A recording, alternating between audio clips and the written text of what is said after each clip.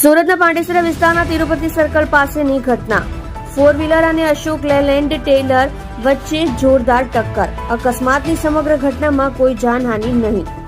મોડી રાત્રે બનેલા ઘટનામાં પાછળથી આવી રહેલ કાર અશોક લેલેન્ડમાં પટકાઈ જતા જેમાં કારનો બોનેટનો ભાગ બેસી ગયો હતો. સત્ય માટે હંમેશા સત્યની સાથે જોડાઈ રહો. આ સુરત ન્યૂઝ ચેનલની સાથે.